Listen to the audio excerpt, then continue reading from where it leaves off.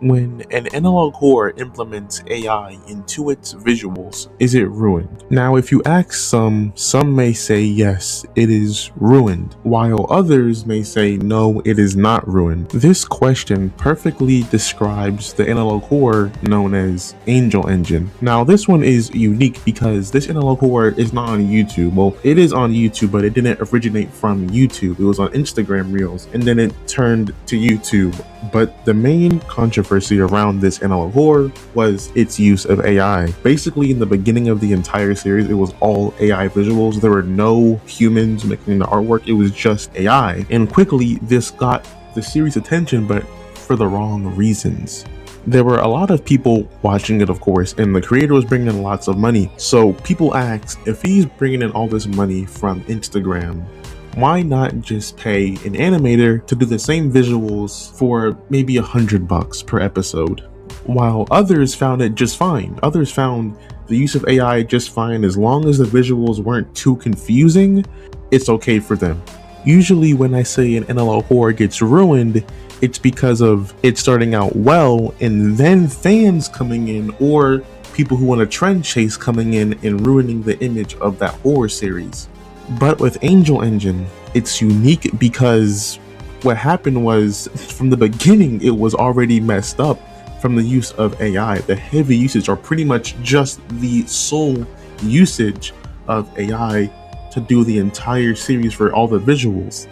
But still, if you search it up on YouTube or anywhere, Pinterest or any social platform, you will see tons of human fan art for the series. And in a weird way, I believe that this human fan art really kind of saved the series in a way. What usually happens with popular series like Dr. Nowhere or the Mandela Catalog or any popular series that's supposed to be scary, when fans get their hands on the IP and make their fan art, most times it comes out nice. And I think the author really likes it. The creator really likes it. But sometimes you have some people in the fandom that will take these characters and turn them into these different things that they aren't supposed to represent in the series.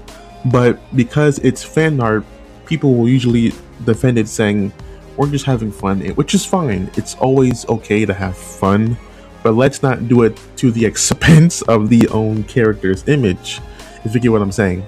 And the Angel Engine universe is supposed to be serious. It's supposed to be taken serious. So you would hope that the fan base takes these characters, because they will take these characters and do whatever with them. And what they do with them, you hope it is good. And I think what they did was good. If you check any platform that hosts Angel Engine fan art, for most times, it is good. It is really good. I think it enhances the series. As you already know, AI can be very random in its generations, because one moment you can have the AI generating an entire group of stormtroopers, and the next you can be looking at just 10 of them. Just the AI is very unpredictable in a lot of its generations, so I feel like that's one main complaint with this series, is that when you're doing AI only visuals, the AI can get very unpredictable, which in then turn can mess with the lore of the established universe. Now, I'm going to be frank here. I haven't watched Angel Engine in probably a year plus. It has been a long time since I watched Angel Engine, so I don't know how it is right now.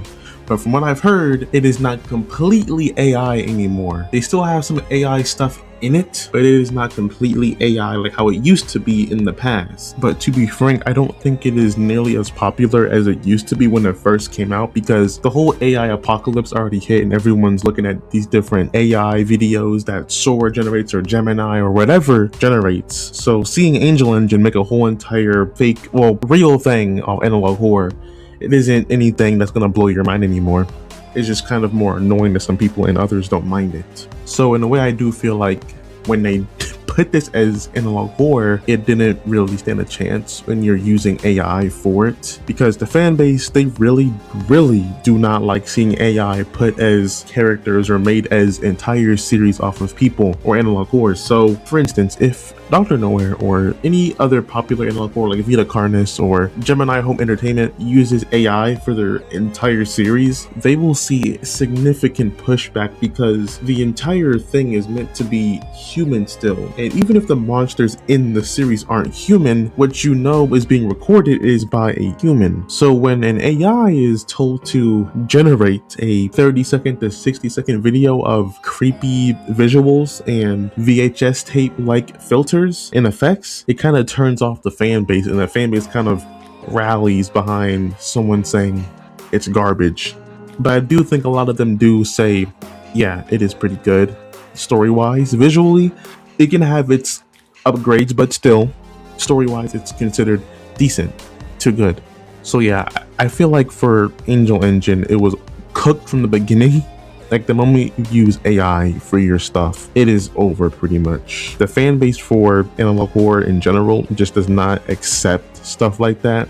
And maybe sometimes you can get around it. I think people have a good eye now for AI stuff. So when you use it, expect a lot of pushback from the community when you use it. Though lastly, before I end this video, I want to show you some photos of visuals in Angel Engine, and I want you to think if they look like AI or not. For the most part, they didn't look too confusing. You could tell what's going on in the image, but for the one with the doctor that was doing I don't know what to what machine, when you look below him, it's like an infinite void of nothing below him, and whatever he's standing next to has like these red wires down below it. The thing is, you don't know what you're looking at. So in some analog horror series, when they do that, it's on purpose and it's meant to confuse you. But with this, I don't think the creator meant to confuse you. I think the AI just didn't know what to put there, or whatever it did put there, it made no logical sense in lore. That's why I think that this series saw an immediate L when it did this, unlike others, because others may use this if they make it themselves by a human or in a 3D studio when they do it on purpose to confuse you into asking yourself, hey, this clearly goes into the lore somewhere, but I don't know what I'm looking at. But eventually I will be told what I'm looking at. With this, it's an AI. The AI isn't planning to tell you in the future what that was. It just, on the spot, made something that it thinks would look scary to you. And if you cannot make it out, what else is it besides just a bunch of junk on a screen to you? This is where I say some of the valid points for this series being kind of trash visually stands, but others say the story makes up for it and the fan art makes up for it, in my opinion. The fan art alone for characters like Uriel or the Doctor or whoever in this series, I think show that there's still human love for this series, even if it was AI and still is partly AI generated now. So yeah, I would say in a way that this analog horror was ruined by its own doing of making it AI, but it does have a cult-like, or at least a strong small fan base that still watches it and shows support to it, of course. So I think in a way it did ruin itself from being like a super mainstream one that everyone wants to watch, but it didn't fail in like nobody actually even bothers to keep up with the lore and stuff.